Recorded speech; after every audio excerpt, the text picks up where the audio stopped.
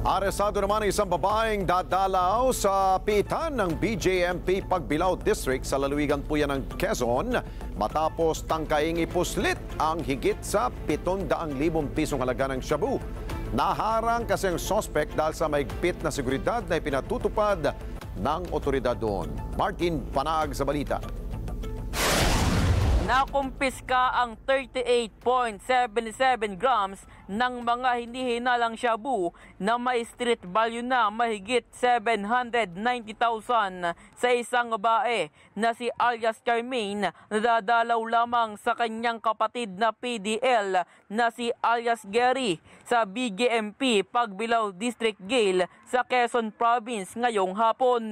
Nakuha ni Jail Officer 2 Everly Escobilla sa regular cavity ang mga hinihinalang iligal na droga kay alias Carmaine sa kanyang puwerta.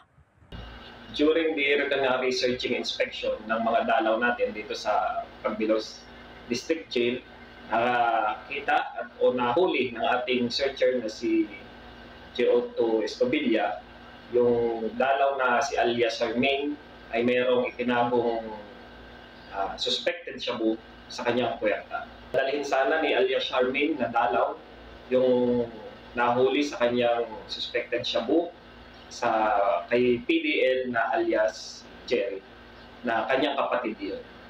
Ang cavity search ay ginagawa sa jail facility upang mapigilan ang pagpasok ng iligal na kontrabando at iligal na droga. Sa ngayon, ang suspect ay nasa kustodiya na ng Pagbilao Municipal Police Station para sampahan ng kaukulang kaso.